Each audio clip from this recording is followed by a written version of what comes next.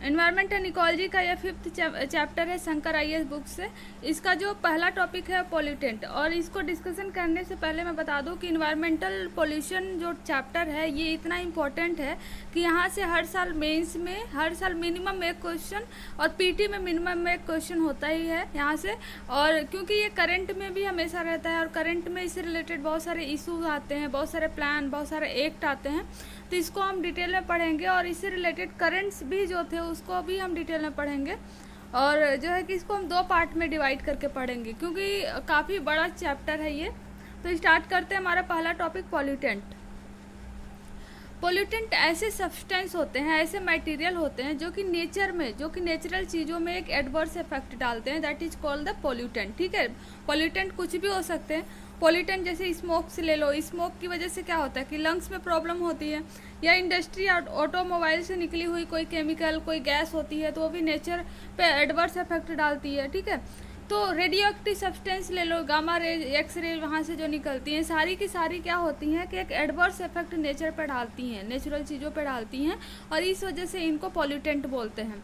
Pollutant solid, liquid, gas किसी भी form में हो सकता है, और ऐसा नहीं है कि किसी सारे पोल्यूटेंट का जो इफेक्ट होता है वो सेम होता है। कुछ इफेक्ट अपना दिखाते हैं, कुछ का इफेक्ट लॉन्ग लास्टिंग होता है, मतलब बहुत टाइम बाद पता चलता है, और कुछ पोल्यूटेंट का इफेक्ट जो है बहुत जल्दी ही पता चल जाता है। ये पोल्यूटेंट टू पोल्यूटेंट डिपेंड करता है।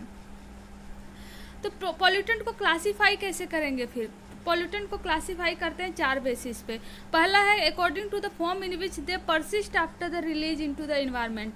जो भी पोल्यूटेंट इन्वायरमेंट में रिलीज होते हैं वो उसी फॉर्म में नहीं रहते हैं, कुछ जो है अपने जो चेंज कर लेते हैं अपने फॉर्म को, अपने केमिकल कंपोजिशन को चेंज कर लेते हैं, तो उसके बेस पे क्लासीफाई किया जाता है। सेकंड है according to their existence in the nature, कि नेचर में कैसे एग्जिस्ट करते हैं। According to their nature of the disposal, जैसे कि सॉलिड वेस्ट ले लो, या केमिकल का डिस्पोजल कैसे होता है, या डिस्पोजल के बेस पे भी क्लासीफाई करते हैं। एंड फोर्थ है अकॉर्डिंग टू द ओरिजिन के बेस पे भी इसको क्लासीफाई करते हैं। ठीक है, तो क्या कॉजेज हैं पोल्यूशन के? कॉजेज ऑफ द पोल्यूशन के क्या हैं? तो पहला है uncontrol growth in the population. अब देखो, पॉपुलेशन ह्यूमन में अनकंट्रोल ग्रोथ होगा तो सारे लोगों के लिए जो है कि सारे लोग एक इक्वल, मतलब सारे लोग वेस्ट मटेरियल निकालते हैं, सारी चीज़ें यूज़ करते हैं। यूज़ करने के बाद जैसे प्लास्टिक एक एग्जांपल ले लो, कि अगर पॉपुलेशन ग्रोथ ज़्यादा होगी तो लोग, पॉपुलेशन ज़्यादा होंगे तो प्लास्टिक भी ज़्यादा मैन्युफैक्चर होगी, और ज़्यादा मैन्युफैक्चर होगी तो लोग ज़्यादा यूज़ करेंगे। तो पॉपुलेशन ग्रोथ एक मेजर रीज़न है। सेकंड है रैपिड इंडस्ट्रियलाइजेशन, जैसे ही कंपटीशन बढ़ रहा है, इंडस्ट्रियलाइजेशन हो रहा है, और इसकी वजह से इंडस्ट्रियलाइजेशन में कंपटीशन बढ़ने की वजह से बहुत सारी इंडस्ट्रीज वगैरह ओपन हो रही हैं, जिससे बहुत सारे पॉल्यूटेंट इन्वायरमेंट में सीधे एटमॉस्फेयर में छोड़ दिए जाते हैं। ठीक है, फिर अर्बनाइजेशन होगा तो रोड का कंस्ट्रक्शन होगा, सब कुछ होगा। रोड का कंस्ट्रक्शन होगा तो वहाँ पे बड़ी बड़ी गाड़ियाँ वगैरह चलेंगी, तो पॉल्यूटेंट उससे गैस वगैरह निकलेंगे। फोर्थ होता है uncontrol exploitation of the nature. Uncontrol exploitation of the nature में सबसे पहला और बेस्ट एग्जांपल जो आता है वो फॉरेस्ट आता है। लोग अपने ज़रूरतों के लिए फॉरेस्ट को एक्सप्लॉयट कर रहे हैं, उसको कट कर रहे हैं, और इसकी वजह से एक जो बैलेंस होता है कि गैसेस का नेचर में, वो इम्बैलेंस हो रहा है। और फोर्थ है फॉरेस्ट फायर लगेगा, आग लगेगी तो ज़्यादा मात्रा में जो है कि सूट वगैरह या CO2 वगैरह रिलीज होंगे। रेडियो एक्टिव, वोल्केनिक करप्शन एक नेचुरल प्रोसेस है। एक नेचुरल प्रोसेस होने के बावजूद भी यहाँ से लॉट्स ऑफ जो है SO2 गैस निकलती है, वाटर वेपर निकलते हैं, और सब कुछ कहाँ पे जाएगा? सब कुछ इन्वायरमेंट में जाएगा, और इन्वायरमेंट में जाएगा तो जो भी यहाँ से मटेरियल निकल के इन्वायरमेंट में पहुँचता है तो वो क्या होगा? पोल्यूटेंट होगा तो वो नेचर पे एडवर्स इफेक्ट डालेगा ही डालेगा। उसमें चाहे प्लांट आए, चाहे ऑर्गेनिजम्स, चाहे वो एनिमल्स आए, कोई भी आए, सब जो है अफेक्टेड होंगे पोल्यूटेंट से। नेक्स्ट आता है एयर पोल्यूशन। ठीक है, तो इसके बाद हम एयर पोल्यूशन के बारे में पढ़ेंगे डिटेल में, और एयर पोल्यूशन के बारे में बहुत सारे स्टेप्स उठाए गए हैं गवर्नमेंट्स के द्वारा, उसको हम लास्ट में देखेंगे। तो एयर पोल्यूशन बेसिकली होता क्या है कि ये इसके होने के, एयर पोल्यूट होने, एयर में गैस का जो कंपोजिशन है वो नेचुरली बहुत ही जो है कि एक बेस्ट कंपोजिशन था, लेकिन टाइम के साथ साथ ह्यूमन एक्टिविटीज़ से जो 4-5 प्रोसेसेस की वजह से जो कंपोजिशन था एयर का, वो जो है कि ख़राब होते चला जा रहा है, जिसमें मोस्टली जो रोल प्ले करते हैं एयर पोल्यूशन में वो है इंक्रीजिंग द ट्रैफिक इंक्रीज होने से, ग्रोविंग द सिटी, सिटी के ग्रो होने से, रैपिड इकोनॉमिक डेवलपमेंट और इंडस्ट्रियलाइजेशन। ये मेन फैक्टर हैं, ये मेन फैक्टर हैं। किसके लिए मेन फैक्टर है? ये मेन फैक्टर है एयर पोल्यूशन के, ठीक है। तो the presence in the atmosphere of one और मोर कंटामिनेंट्स इन सच क्वालिटी, मतलब कि जो क्वालिटी जो गैसेज हैं जिनका कंपोजिशन एक बेस्ट कंपोजिशन गैसों का माना जाता था एटमॉस्फेयर में, इन एक्टिविटीज़ की वजह से ये कंपोजिशन जो है परसेंटेज इनका चेंज हो रहा है और जो कि एक एडवर्स इफेक्ट नेचर पे दिखा रहा है, ठीक है। तो ये है। और क्या क्या पोल्यूटेंट्स आते हैं? तो पोल्यूटेंट्स इसके बेस पे, पोल्यूटेंट देखो इंडस्ट्री से निकलते हैं, पोल्यूटेंट घर से निकलते हैं, पोल्यूटेंट हर जगह से निकल रहे हैं। तो पोल्यूटेंट्स को क्लासीफाई जो किया गया है बेस्ट वे है, और जो एग्जाम में हमेशा पूछता है क्या है, दो तरीके के पोल्यूटेंट हैं, एक प्राइमरी एंड दूसरा सेकेंडरी, ठीक है। तो प्राइमरी कौन होगा, सेकेंडरी कौन होगा? सपोज ये हाउस होल्ड है और सपोज इसको एक इमेज से देखते हैं, ये देखो इसमें सपोज ये क्या है, टाउन से या होम्स है, ये व्हीकल से जो इमिशन निकल रहे हैं, या फैक्ट्री से जो निकल रही है, एग्रीकल्चर से कुछ जो है वेस्टेज निकल रहे हैं, या वोल्केनिक एक्टिविटीज से निकल रहा है, एरोप्लेन से निकल रहा है, ये सारे निकल के कहाँ जा रहे हैं? एटमॉस्फेयर में। एटमॉस्फेयर में जो जा रहे हैं जैसे carbon monoxide, nitric oxide, sulphur dioxide, ammonia, nitrogen dioxide, particulate matter, volcanic organic compounds, तो ये सारे जो डायरेक्टली सोर्स से एयर में छोड़ दिए जाते हैं इनको बोलते हैं प्राइमरी पोल्यूटेंट। तो पोल्यूटेंट दो तरीके के होते हैं, primary pollutant and the secondary pollutant. Primary pollutant वो होते हैं जो डायरेक्टली सोर्स से एटमॉस्फेयर में छोड़ दिए जाते हैं, और सेकेंडरी पोल्यूटेंट कब होंगे? जब यही प्राइमरी पोल्यूटेंट जब एयर में पहुंचता है, एटमॉस्फेयर में पहुंचता है, और एटमॉस्फेयर के किसी परमानेंट सब्सटेंस से, सपोज एटमॉस्फेयर में ऑक्सीजन है या कोई भी सब्सटेंस है, उनसे रिएक्ट करके कोई थर्ड टाइप का पोल्यूटेंट बनाएगा, तो उसको क्या बोलते हैं? Secondary pollutant. इसमें क्या क्या आते हैं? Sulphur dioxide, sulphur trioxide, nitric acid, sulphuric acid, hydrogen peroxide, ammonium, ozone and particulate matter. तो ये सारे क्या है? सेकेंडरी पोल्यूटेंट हैं। कभी कभी तो एग्जाम में क्या होता है, डायरेक्टली प्राइमरी पोल्यूटेंट दे दिया और सेकेंडरी पोल्यूटेंट दे दिया, और कोई नाम दे दिया 3-4 और बोलेगा इसमें से कौन सा प्राइमरी पोल्यूटेंट नहीं है या कौन सा प्राइमरी पोल्यूटेंट है। तो ये बहुत बेसिक सवाल है और एग्जाम में पीसीएस में अक्सर ऐसे सवाल पूछता है। तो इस बेस पे प्राइमरी और सेकेंडरी पोल्यूटेंट को क्लासीफाई करते हैं। और सेकेंडरी पोल्यूटेंट में कुछ हम मेन देखें तो उसमें ओजोन आता है, परऑक्सीटाइल नाइट्रेट जो है कि ये सेकेंडरी पोल्यूटेंट में आते हैं, और ये हमेशा ये टर्म, ये नाम जो है याद रहने चाहिए सेकेंडरी पोल्यूटेंट के। मेजर एयर पोल्यूटेंट्स कौन कौन से हैं? मेजर एयर पोल्यूटेंट्स है carbon dioxide, carbon monoxide, chlorofluorocarbons, suspended particular matter. Suspended particular matter जो है, सस्पेंडेड पार्टिकुलर मैटर, ये एक साइज के नहीं होते, ये कई साइज के होते हैं, जैसे PM10 हो गया, PM2.5 हो गया, तो इसको हम बाद में डिटेल में देखेंगे। सल्फर डाइऑक्साइड, स्मोक, ये सारे क्या है? मेजर एयर पोल्यूटेंट हैं। तो मेजर एयर पोल्यूटेंट, कुछ माइनर एयर पोल्यूटेंट भी होते हैं जिनका उतना इफेक्ट नहीं होता, लेकिन ये जो पोल्यूटेंट है इनका इफेक्ट जो है बहुत ज़्यादा होता है, इसको कहते हैं major air pollutant.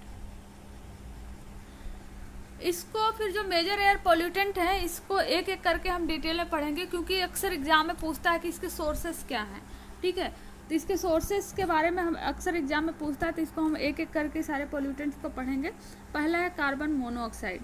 Carbon monoxide जो प्रोड्यूस होता है incomplete burning of the carbon based fuel. अगर कोई कार्बन बेस्ड फ्यूल है, सपोज कोई कोयला है और उसको इनकम्प्लीट बर्न करके छोड़ दिए, पूरी तरीके से बर्न नहीं किए, तो वहाँ से क्या निकलेगा? कार्बन मोनोऑक्साइड निकलेगा। कार्बन मोनोऑक्साइड इतना ज़्यादा मतलब कि पॉल्यूटेंट है कि इसमें अगर हम देखें तो जो हीमोग्लोबिन होता है ब्लड में, जो ऑक्सीजन से बाइंड करता है, ठीक है, उस ऑक्सीजन के कंपैरिजन में 250 गुना फास्ट ये हीमोग्लोबिन से बाइंड कर लेता है, और जो ऑक्सीजन से को बाइंड करना चाहिए ऑक्सीजन इसे बाइंड नहीं कर पाता है, और एक तरीके की जो रेस्पिरेटरी प्रॉब्लम क्रिएट करता है, मतलब बॉडी को ऑक्सीजन नहीं मिल पाएगी तो बॉडी जो है को जो रेस्पिरेशन के थ्रू फिर ऑक्सीडेशन प्रोसेस है उस पर ये इफेक्ट डालता है पूरा। तो कार्बन मोनोऑक्साइड एक बहुत ही मतलब मेजर एयर पोल्यूटेंट है, और आज के टाइम पे जहाँ पे कार्बन बेस्ड फ्यूल्स बहुत ज़्यादा यूज़ होते हैं तो कार्बन मोनोऑक्साइड भी बहुत ज़्यादा प्रोड्यूस हो रहा है, ठीक है। नेक्स्ट आता है कार्बन डाइऑक्साइड। कार्बन डाइऑक्साइड हर कोई जानता है कि ये ग्रीन हाउस गैस है, एक प्रिंसिपल ग्रीन हाउस गैस है कार्बन डाइऑक्साइड, और ये burning of the coal, oils और नेचुरल गैस से ये प्रोड्यूस होता है। कार्बन मोनोऑक्साइड कैसे प्रोड्यूस होता है? Burning of the coal, oil and natural gases से कार्बन डाइऑक्साइड प्रोड्यूस होता है। थर्ड है क्लोरोफ्लोरोकार्बन।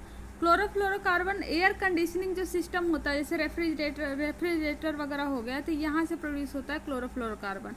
और क्लोरोफ्लोरोकार्बन जो एटमॉस्फेयर में रिलीज हो जाता है, ये भी एक तरीके की, जो अगर हम देखें तो ट्रोपोस्फीयर और स्ट्रेटोस्फीयर वाला जो रीजन है, यहाँ पे पहुँच के ये किसी रेडिकल से रिएक्ट करके जो ओजोन लेयर है, जो स्ट्रेटोस्फीयर में ओजोन लेयर है, जो कि अल्ट्रावायलेट रेज को प्रोटेक्ट करती है अर्थ पे आने के लिए, ठीक है, तो यहाँ इस लेयर में होल बना देता है, और इस होल की वजह से जो यूवी रेज हैं वो डायरेक्ट फॉल होती हैं अर्थ पे, जिससे क्या होता है, बहुत तरह की स्किन डिजीजेज वगैरह क्रिएट होती हैं। तो ये क्लोरोफ्लोरोकार्बन का इसमें रोल है। और इसके साथ ही ये एक तरीके की ग्रीन हाउस गैस भी है, मतलब ग्रीन हाउस गैस में भी ये काफ़ी रोल प्ले करता है क्लोरोफ्लोरोकार्बन। नेक्स्ट आता है लेड। लेड जो है कहाँ पे यूज़ होता है? ये पेट्रोल, डीजल और लेड की बैटरी बनती है, या पेंटिंग वगैरह जो करते हैं उसमें लेड होता है। हेयर डाई जो प्रोडक्ट्स होते हैं, डिफरेंट कलर से लोग बाल को कलर करते हैं, उसमें भी लेड होता है। तो इस जगह पे इस समय लेड पाया जाता है, और इसका इफेक्ट जो है पर्टिकुलरली किस में देखने को मिलता है? चिल्ड्रन में इसका इफेक्ट बहुत ज़्यादा देखने को मिलता है, और ये नर्वस सिस्टम को अफेक्ट करता है, मतलब कि इवन पैरालिसिस वगैरह तक भी कॉज कर सकता है। ये इस लेवल तक का ये नर्वस सिस्टम को डैमेज करता है, और इसकी वजह से कैंसर भी कॉज होता है। Lead is the cancer causing agent, ठीक है। तो याद रहे कि सोर्सेस क्या है, सारे पोल्यूटेंट का सोर्सेस क्या है, अफेक्ट क्या है। तो ये चीज़ याद होना बहुत ज़रूरी है, क्योंकि अक्सर एग्जाम में पूछता है, ठीक है। नेक्स्ट आता है ओजोन। ओजोन हर कोई जानता है। ओजोन अगर हम देखें दो जगह पाए जाते हैं, एक तो जो स्ट्रेटोस्फीयर वाला लेयर है उसमें भी पाया जाता है, और एक जो ट्रोपोस्फीयर है इसमें भी ओजोन पाया जाता है। तो जो ट्रोपोस्फीयर में ओजोन पाया जाता है इसको बैड ओजोन बोलते हैं, और जो स्ट्रेटोस्फीयर में ओजोन पाया जाता है इसको गुड ओजोन बोलते हैं। इसको गुड क्यों बोलते हैं स्ट्रेटोस्फीयर वाले को? क्योंकि जो सन के सरफेस से जो भी यूवी रेज आ रही है उसको अर्थ पे आने से प्रोटेक्ट करता है स्ट्रेटोस्फीयर वाला ओजोन, इसलिए उसको गुड ओजोन बोलते हैं। लेकिन जो ग्राउंड पे जो ट्रोपोस्फीयर में O3 होता है, ये एक तरीके की ग्रीन हाउस गैस, एक तरीके की पॉल्यूटेंट है, ठीक है, जो इवन आंखों में बर्निंग करता है, इरिटेशन क्रिएट करता है। तो ये एक तरीके की क्या है? बैड ओजोन है। तो ओजोन की दो क्वालिटी होती है, good ozone and bad ozone. तो याद रहे कि गुड ओजोन कहाँ पे मिलते हैं और बैड ओजोन कहाँ पे मिलते हैं। नेक्स्ट है नाइट्रोजन ऑक्साइड। नाइट्रोजन NOx में बहुत सारे ऑक्साइड्स आते हैं। नाइट्रोजन ऑक्साइड में नाइट्रोजन ऑक्साइड, नाइट्रोजन डाइऑक्साइड सब, और ये कहाँ से जनरेट होते हैं? इसके सोर्स क्या है? इसके सोर्स हैं पेट्रोल, डीजल, कोल, ठीक है।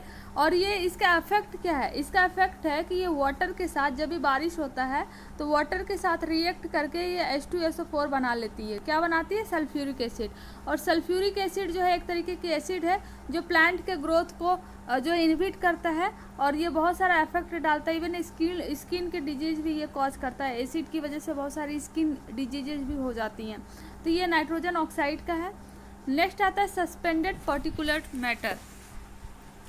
सस्पेंडेड पार्टिकुलर मैटर में क्या होता है कि कोई भी स्मोक, डस्ट, वाटर वेपर, इस सब के जो पार्टिकल जब एयर में एज ए सस्पेंडेड रहें, ठीक है, एयर में सस्पेंडेड रहें, तो इसको सस्पेंडेड पार्टिकुलर मैटर बोलते हैं। और सस्पेंडेड पार्टिकुलर मैटर की जो साइज होती है वो डिफरेंट होती है, डिपेंड करता है कि किस चीज़ का पार्टिकल है, किस चीज़ का डस्ट पार्टिकल है वो, ठीक है। तो ये अब कोई सस्पेंडेड पार्टिकुलर मैटर है इस तरीके से एटमॉस्फेयर में, तो कहाँ पे इफेक्ट डालेगा? ऑब्वियसली लंग्स में डालेगा, क्योंकि वो एयर के साथ हमारे फेफड़े लंग्स तक भी पहुँचेंगे, ठीक है। तो रेस्पिरेटरी डिजीज, रेस्पिरेटरी प्रॉब्लम बहुत सारे कॉज करेगा। नेक्स्ट आता है सल्फर डाइऑक्साइड। सल्फर डाइऑक्साइड जो मोस्टली प्रोड्यूस होता है वो कोल बर्निंग से प्रोड्यूस होता है। इवन द सल्फर डाइऑक्साइड अगर नेचर से देखें तो वोल्केनिक एक्टिविटीज़ होती हैं, वहाँ से बहुत ज़्यादा अमाउंट में सल्फर डाइऑक्साइड प्रोड्यूस होता है, और इसकी वजह से भी एसिड रेन होता है। जैसे कि NO2 था, जो नाइट्रोजन ऑक्साइड था, वो HNO3 बनाता है, मतलब नाइट्रेट बनाता है, नाइट्रिक एसिड बनाता है, और सल्फर डाइऑक्साइड सल्फ्यूरिक एसिड बनाता है। सॉरी यहाँ पे मिस्टेक हो गया था। सल्फर डाइऑक्साइड सल्फ्यूरिक एसिड बनाता है और जो NO2 है वो नाइट्रिक एसिड बनाता है, और दोनों एसिड बनाते हैं, और दोनों जो है प्लांट में स्टंटिंग क्रिएट करते हैं, मतलब प्लांट ग्रोथ को इनहिबिट करते हैं, और वो लंग्स में भी प्रॉब्लम करते हैं। स्किन काफ़ी ज़्यादा रैशेज इसकी वजह से, एसिड की वजह से क्रिएट हो जाता है। नेक्स्ट है स्मोक। स्मोक जो है, स्मोक क्या होता है कि कॉम्बिनेशन होता है फॉग एंड स्मोक का। याद रहे कि स्मोक फॉग एंड स्मोक का कॉम्बिनेशन होता है, और ये बहुत ज़्यादा ही एक तरीके से आंखों में बर्निंग इस तरीके की प्रॉब्लम क्रिएट करता है, और लंग्स में भी काफ़ी इसका जो है प्रॉब्लम, लंग्स में भी काफ़ी ज़्यादा प्रॉब्लम क्रिएट करता है। तो फॉर्मेशन ऑफ द स्मोक का कैसे होता है, तो फोटोकेमिकल स्मोक का जो फॉर्मेशन होता है वो फॉर्मेशन होता है कि जब यूवी रेडिएशन से मतलब कि जब ओजोन लेयर में, ठीक है, इसमें क्या होता है कि बहुत सारे पॉल्यूटेंट्स जो हैं, मतलब कि एग्जॉस्ट होके, मतलब कि जो मोटर व्हीकल वगैरह होते हैं वहाँ से जाके जब एयर में पहुँचते हैं, एटमॉस्फेयर में पहुँचते हैं, और वहाँ लाइट से यूवी रेडिएशन से क्रिएट करते हैं, तो इस तरीके की स्मोक जो है बनती है, और ये बहुत ज़्यादा बर्निंग, आँखों में बर्निंग, और इवन द एसिड भी इससे फॉर्मेशन होता है, और जो विजिबिलिटी होती है एटमॉस्फेयर की वो भी कम हो जाती है स्मोक की वजह से। तो ये कुछ इफेक्ट है स्मोक के, जो कि PT में जो है पूछता है, पॉइंट के फॉर्म में मतलब दे देगा कि कौन कौन सी स्टेटमेंट करेक्ट हैं, कौन से नहीं करेक्ट हैं, ठीक है। नेक्स्ट आता है पार्टिकुलेट्स। पार्टिकुलेट्स क्या होता है, small pieces of the solid materials होते हैं, जैसे इसको हमने पहले भी देख लिया, सस्पेंडेड पार्टिकुलेट्स जो होते हैं उसी तरीके से पार्टिकुलेट्स भी होते हैं। तो ये स्मोक के पार्टिकल्स हो गए, फायर्स बाइट्स हो गया, या एस्बेस्टस डस्ट पार्टिकल हो गया, या सूट एस कुछ भी हो गया जो इंडस्ट्री से निकलती है और एटमॉस्फेयर में जब पहुंचती है तो ये पार्टिकुलेट एक मैटर बनाता है, और जो कि एक बहुत सारे इसमें कैंसर कॉजिंग इफेक्ट भी दिखाते हैं और लंग्स में प्रॉब्लम क्रिएट करते हैं। तो सारे पार्टिकुलेट मैटर जो है कि एक जैसे नहीं होते, पार्टिकुलेट मैटर्स को भी क्लासीफाई किया गया है on the basis of the their origin, और किस तरीके से ये एग्जिस्ट करते हैं एटमॉस्फेयर में, ठीक है। तो पहला है एरोसोल। एरोसोल में क्या होता है कि particulate suspended in the air. जब पार्टिकुलेट मैटर एयर में सस्पेंडेड हो तो इसको क्या बोलेंगे, एरोसोल बोलेंगे। दूसरा होता है मिस्ट एरोसोल। मिस्ट एरोसोल में क्या होता है कि लिक्विड ड्रॉपलेट के फॉर्म में, जब जैसे कि सल्फ्यूरिक एसिड मिस्ट हो गया, इसके फॉर्म में जब एटमॉस्फेयर में अवेलेबल हो तो मिस्ट एरोसोल इसको बोलते हैं। और थर्ड है डस्ट एरोसोल। डस्ट एरोसोल में क्या होता है कि सॉलिड पार्टिकल के फॉर्म में एयर में जो है कि प्रेजेंट रहते हैं, डस्ट पार्टिकल के फॉर्म में प्रेजेंट रहते हैं, तो उसको डस्ट एरोसोल बोलते हैं। नेक्स्ट आता है स्मोक एरोसोल। स्मोक में क्या होता है कि सॉलिड पार्टिकल और mixture of the solid, cigarette smoke, ठीक है, और लिक्विड पार्टिकल, ये सारे जब एक साथ मिले रहते हैं, मतलब कि स्मोक के फॉर्म में जब हो तो उसको स्मोक एरोसोल बोलते हैं। और ऐसे फ्यूम होता है कि फ्यूम का मतलब smoke but often applies specifically to the aerosol produce by the condensation of the hot vapour of the metals. मतलब मेटल्स के हॉट वेपर से जब ये मेटल्स के क्या होते हैं कि जब मेटल्स को कुछ गर्म करते हैं और उसको पिघलाते हैं तो उनके बहुत सारे डस्ट पार्टिकल बनते हैं, और dust particle as a vapour के फॉर्म में इवापोरेट हो जाते हैं और नेचर में जो है एक फ्यूम बनाते हैं, इसी को बोलते हैं, ठीक है। और ये टाइप है पार्टिकुलेट मैटर का। ऐसे ही प्लम होता है। प्लम क्या होता है कि aerosol consisting of the water droplet. जब एरोसोल में वाटर ड्रॉपलेट हो तो इसको प्लम बोलते हैं। तो सारे टर्म्स को याद करना जरूरी नहीं है, लेकिन अगर इसमें 2-4 याद रहे और मेंस में इसको पुट कर दें तो काफ़ी अच्छा मार्क्स यहाँ से मिल सकता है। नेक्स्ट आता है the effect of the smoke. Smoke के क्या क्या इफेक्ट हैं? तो स्मोक के बहुत सारे इफेक्ट हैं, जैसे हमने देखा कि ये रेस्पिरेटरी डिजीज कॉज करता है, ठीक है, रेस्पिरेशन में प्रॉब्लम क्रिएट करता है। एक तो विजिबिलिटी को हैम्पर करता है, इवन द ब्रोंकियल डिजीज की वजह से डेथ भी हो जाता है। और हैवी स्मोक जो है कि वो यूवी रेडिएशन को डिक्रीज कर देता है। Heavy smoke greatly decrease the ultraviolet radiation को डिक्रीज कर देता है, और इससे विटामिन डी की जो प्रोडक्शन होती है वो भी अफेक्टेड होती है। तो ये मेजर जो चीज़ें हैं ये हैं, ठीक है। और बाकी है कि किस तरीके से अगर सपोज के एटमॉस्फेयर में इस तरीके से स्मोक वगैरह हो गए, इस तरीके से पार्टिकुलेट मैटर मिलने लगे, तो इस किस तरीके से इस प्रॉब्लम को सॉल्व करेंगे। तो इसके लिए साइंस के थ्रू, टेक्नोलॉजी के थ्रू बहुत सारे सोल्यूशन आते रहते हैं। एक है जो बैग फिल्टर। बैग फिल्टर में क्या होता है कि एक बैग लाइक स्ट्रक्चर होता है, यहाँ से एयर आएगा तो क्या होगा कि यहाँ पे स्पाइरल लगे होते हैं और एयर का जो डस्ट पार्टिकल होगा वो नीचे की तरफ बैठ जाएंगे और प्योर जो एयर है वो यहाँ से निकल जाएगा, या सीधे कोई अगर यूज़ कर रहा है इसको तो वो नोज तक पहुँच जाएगा। तो इस तरीके से बैग फिल्टर आता है। और बैग फिल्टर जो 50 माइक्रो डायमीटर से लेस मतलब छोटे पार्टिकल्स वाले होते हैं उनको फिल्टर कर देता है, और जो 50 माइक्रोमीटर से बड़े वाले पार्टिकल्स होंगे तो उनको सेपरेट करने के लिए साइक्लोन सेपरेटर या साइक्लोन कलेक्टर या वेट स्क्रबर यूज़ करते हैं। तो ये टर्म यूज़ पता रहे, अगर हम इसको सपोज आ जाता है कि एयर पोल्यूटेड है और किस तरीके से आप जो है इसको सॉल्व करोगे, किस तरीके से इस प्रॉब्लम को सॉल्व करोगे, तो इसमें ये मेंशन कर सकते हैं कि साइक्लोन सेपरेटर, साइक्लोन कलेक्टर और वेट स्क्रबर से इसको जो है पॉल्यूटेंट को डस्ट पार्टिकल को हटा सकते हैं। तो ये इसके मेजर मेथड्स हैं। इवन जो स्क्रबर जो यूज़ होता है, ये कई बार यूपीएससी में भी ये सवाल स्क्रबर के बारे में पूछा गया हुआ है। नेक्स्ट आता है फ्लाई एश। फ्लाई एश आज के टाइम का सबसे बड़ा और बिग प्रॉब्लम है। फ्लाई एश क्या होता है कि जो थर्मल जो इंडस्ट्रीज हैं, जो जहाँ से थर्मल पावर प्लांट वगैरह जहाँ पे हैं, जहाँ पे कोल वगैरह बहुत ज़्यादा यूज़ होता है, तो वहाँ पे फ्लाई ऐश निकलता है। ठीक है, जो फ्लाई ऐश निकलता है ये बहुत ही बिग प्रॉब्लम है आज के जनरेशन का, रेस्पिरेशन का मेन प्रॉब्लम है, क्योंकि 90% जो अगर देखें इलेक्ट्रिसिटी जो प्रोड्यूस होती है इंडिया में वो कोल बेस्ड होती है, और कोल बेस्ड अगर प्रोड्यूस होगी तो फ्लाई ऐश जनरेट होगा। तो ये जो फ्लाई ऐश है इसके बहुत सारे यूजेस भी बाद में इसको चेंज करके इसको यूज़ भी किया जाता है, लेकिन कम्प्लीटली फ्लाई ऐश को यूटिलाइज नहीं किया जा पा रहा है। इसका जो यूटिलाइजेशन है, साइंटिफिक डिस्पोजल है फ्लाई ऐश का, अगर हम देखें तो इसमें क्या है कि नेशनल ग्रीन ट्रिब्यूनल जो कि 2010 में बनी थी, इसने बोला कि अगर जो थर्मल पावर प्लांट से जो भी फ्लाई ऐश निकल रहे हैं इसको प्रॉपरली यूटिलाइज किया जाए।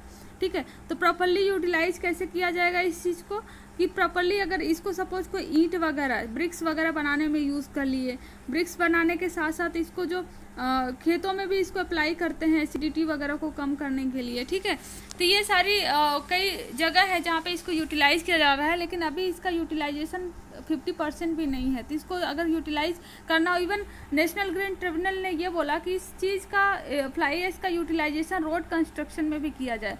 रोड कंस्ट्रक्शन में जो चीज़ें यूज़ होती हैं, जो पत्थर वगैरह जो यूज़ होते हैं, तो उस फ्लाई ऐश का बना के इसका यूज़ किया जा सकता है, लेकिन अभी इंडिया में इसका यूटिलाइजेशन नहीं हो पा रहा है। लेकिन एज ए जो है कि सजेशन के फॉर्म में मेंस में अगर आंसर राइटिंग करते हैं तो उसको हम ऐड कर सकते हैं।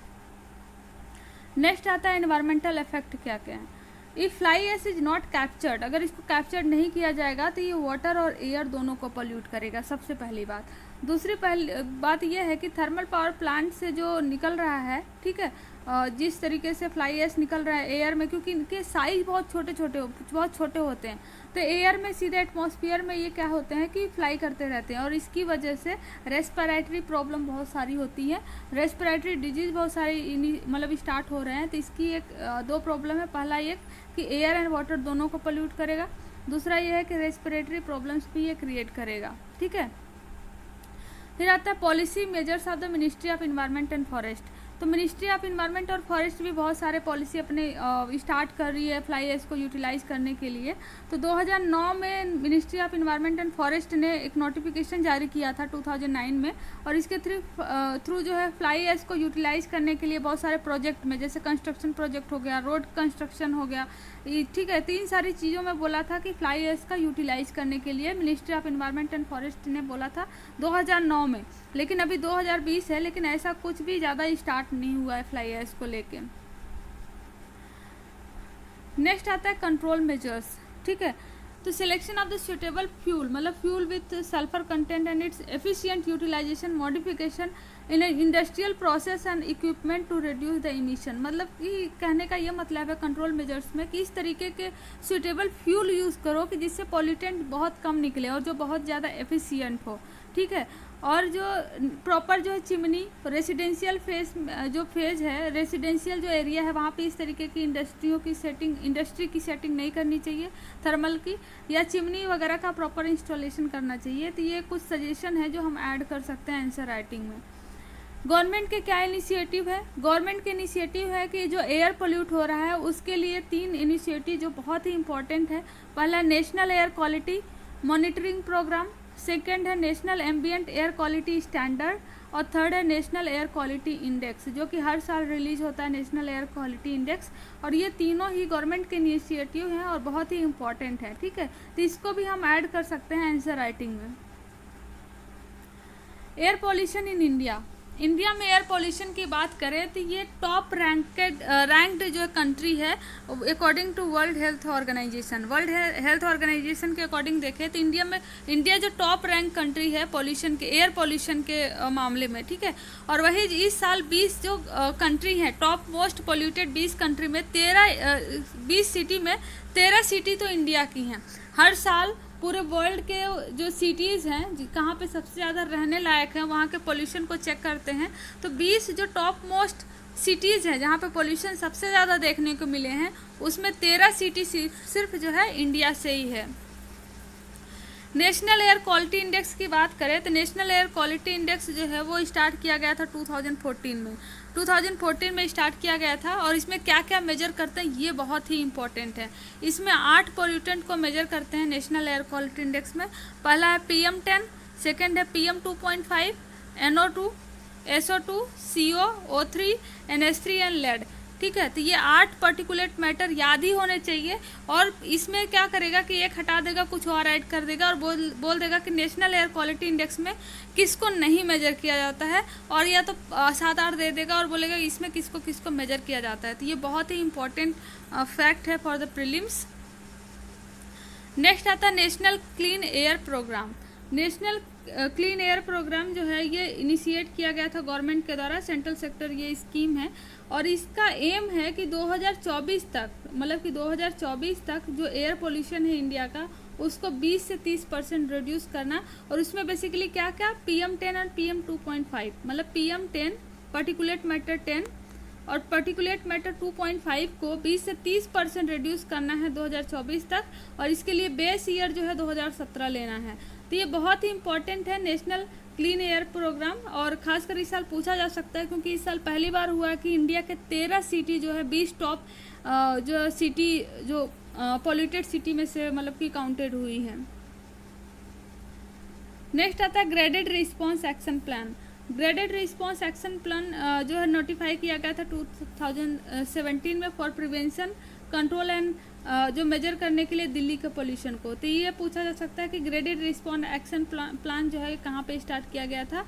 ये दिल्ली गवर्नमेंट के द्वारा स्टार्ट किया गया था 2016 में, दिल्ली में जो पोल्यूशन है उसको कम करने के लिए, उसको टैकल आउट करने के लिए। फिर नेक्स्ट टॉपिक है measure to control mitigate Delhi air pollution. तो दिल्ली में क्या हुआ कि दिल्ली मोस्ट टॉप, कई साल से दिल्ली जो है ऐसे सिटी में टॉप कर रही है मोस्ट पोल्यूटेड सिटी में। तो यहाँ की दिल्ली की गवर्नमेंट ने बहुत सारे स्टेप्स उठाए हैं कि कैसे यहाँ के जो पोल्यूशन है उसको कम करें। तो क्या क्या स्टेप्स है? पहला, the city need to an implement strategy, proper strategy होनी चाहिए। Second, reduce traffic and vehicle, ठीक है। फिर कट द जो डीजल वगैरह यूज़ कर रहे हैं, पेट्रोल वगैरह, उसको कट करके इलेक्ट्रिक व्हीकल ज़्यादा चलानी चाहिए। Scale up integrated public transport, ठीक है। पब्लिक ट्रांसपोर्ट को ज़्यादा यूज़ करो अपना जो है कि प्राइवेट ट्रांसपोर्ट के बजाय। और फैसिलेटिंग द वॉकिंग एंड साइकिलिंग को फैसिलेट करना चाहिए। और टैक्स पॉल्यूटिंग मोड्स यहाँ पे लाना चाहिए कि जो सबसे ज़्यादा पॉल्यूट करेगा, सबसे ज़्यादा अपने प्राइवेट व्हीकल लेके चलाएगा, उसको उतना ही टैक्स देना चाहिए। Decide to implement Bharat stage, यहाँ नॉर्म 6 होना चाहिए, ठीक है। ये 4 जो है 2015 में आया था और 2020 में नॉर्म 6 आ गया, तो इसको प्रॉपर इम्प्लीमेंट करना चाहिए। और put control on other pollution source पे भी कंट्रोल देना चाहिए। तो ये बुक में भी मेंशन है सारे मेजर्स, और ये मेजर्स हम एज ए कंक्लूजन के फॉर्म में लिख सकते हैं कि दिल्ली गवर्नमेंट, या दिल्ली गवर्नमेंट नहीं, कोई भी गवर्नमेंट जहाँ ज़्यादा पोल्यूशन है कि क्या क्या मेजर्स ले सकती है। तो ये ऐसे में जब इन्वायरमेंट पोल्यूशन से लेके आता है तो उसमें भी ये ऐड कर सकते हैं। कोई इन्वायरमेंट एंड इकोलॉजी के चैप्टर टॉपिक से अगर आंसर राइटिंग को आगे वहाँ पे भी ऐड कर सकते हैं, और पीटी में भी इसमें फैक्ट बना के पूछ सकता है, ठीक है। नेक्स्ट टॉपिक आता है वायु का फुल फॉर्म होता है wind augmentation purifying unit. Wind documentation purifying unit जो है एक तरीके से अगर हम देखें तो पोल्यूशन को कंट्रोल करने की डिवाइस है जो कि 500 मीटर स्क्वायर तक के एरिया का पोल्यूशन को कंट्रोल कर सकती है, एयर को प्यूरिफाई कर सकती है। ठीक है, तो ये किसके द्वारा तैयार किया गया है? ये करंट के सारे हैं, ये सारे जो हम पढ़ रहे हैं अभी, वायु और जो है कि measures to control Delhi pollution, ये सारे के सारे क्या है? करंट के टॉपिक हैं। और ये तैयार किया गया है council of the scientific and industrial research national environment engineering research institute, मतलब CSIR नीरी के द्वारा इसको तैयार किया हुआ है। ठीक है, तो वायु किसके लिए है ये याद रहे। नेक्स्ट आता है समीर। समीर क्या है? एक ऐप है। समीर एक ऐप है जिसको लॉन्च किया गया एयर क्वालिटी इंफॉर्मेशन के लिए कि अगर सपोज आज दिल्ली में एयर पोल्यूशन बहुत ज़्यादा है तो उस इन्फॉर्म कर सके उस ऐप के थ्रू कि आज दिल्ली में इतना ज़्यादा एयर पोल्यूशन है। तो एक तरीके के एयर पोल्यूशन इंफॉर्मेशन के लिए जो है टॉपिक ऐप लॉन्च किया गया है। नेक्स्ट है टेरिफिकेशन। टेरिफिकेशन में क्या है कि सपोज कोई स्टबल जो बर्निंग होती है, स्टबल बर्निंग की वजह से बहुत ज़्यादा एयर पोल्यूट हो रहा है, तो स्टबल को सिर्फ यूज़ करके इसको 250 से 350 डिग्री सेंटीग्रेड तक गर्म करके इसको बायोकोल में जो है कन्वर्ट किया जा सकता है। ठीक है, तो ये एक स्वीडिश टेक्नोलॉजी है जिसमें स्टबल जो कि रेसिड्यू जो बच जाते हैं पैडी फील्ड वगैरह के, उसको यूज़ करके 250 डिग्री से 350 डिग्री गर्म करके इसको बायोकोल में ट्रांसफ़र कर सकते हैं। इसको बोलते हैं टेरिफिकेशन। नेक्स्ट आता है happy seeder machine. Happy seeder machine Punjab agriculture university ने लॉन्च किया है इसको। इसमें क्या होता है कि जो पैडी स्टेबल होते हैं, इसमें भी जो पैडी फील्ड से, क्योंकि पंजाब हरियाणा ये सारे रीजन में पैडी को लोग जो बच जाता है उसका रूट वगैरह उसको जला के ज़्यादा पोल्यूशन करते हैं, तो इसी को किस तरीके से मैनेज किया जाए, यूज़ किया जाए, ठीक है, फिल्टर किया जाए, जो भी है। तो ये पंजाब के द्वारा, याद रहे कि हैप्पी सीडर मशीन जो है पंजाब गवर्नमेंट के द्वारा लॉन्च किया गया है, पंजाब एग्रीकल्चर यूनिवर्सिटी ने बनाया है, और किस तरीके से एयर पोल्यूशन को पैडी फील्ड वगैरह से कंट्रोल करना है। नेक्स्ट आता है ताज